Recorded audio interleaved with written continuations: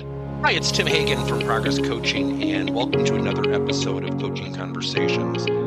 And I wanted to make you aware of something very cool that we're doing on a subscription basis, and we'll put a link in each one of our episodes. But every Wednesday, we're going to be doing what we call an audio podcast workshop. That workshop will be roughly about 14 to maybe 20 minutes per episode, with each month having a theme from a coaching model, using feedback strategically, to coaching self-awareness, and so on.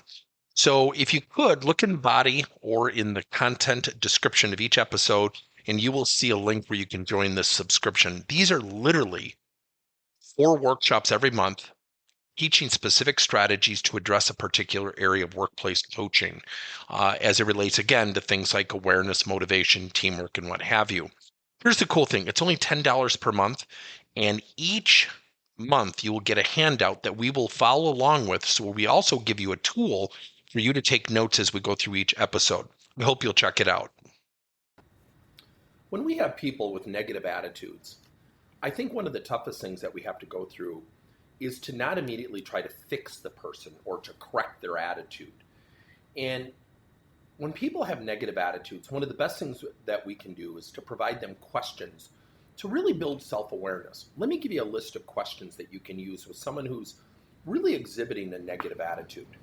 So when someone exhibits a negative attitude, maybe don't do it in front of other people, but pull this person aside and ask them, when you responded that way in the meeting, what were you trying to achieve?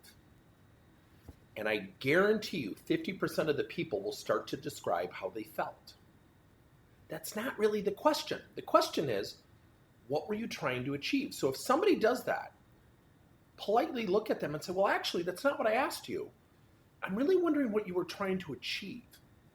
And if they continue to talk about emotions, share with them, would you mind if I shared with you what I think you achieved? I understand and I empathize with how you felt, but I think what you did is potentially distance yourself from your teammates. A second type of question is something called a self-actualized question. What are you going to do to successfully engage with your teammates? It's a what question plus a success imperative. So when someone is negative and they're frustrated with somebody else, ask them that.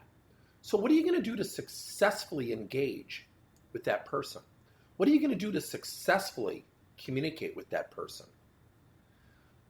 A third type of question is a behavioral rating question.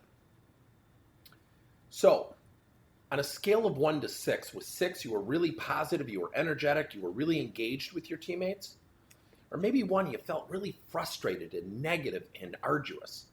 Where do you think you were perceived? Where do you think you reside within that scale? Typically people will say, well, I was about a 2 or 3 or a 3 or 4. And the response is what's critical. What do you think we need to do to help you move in a position of a number 6? What are the first 2 steps we should take? And that's a very momentum forward thinking type of coaching question. Now remember, people have negative attitudes because maybe they're lacking self-awareness, they're lacking self-regulation, they have impulse control issues, or they're just negative and they're not breathing unless they're complaining. Telling people like that to cut it out, if it works, will have very short-term benefits.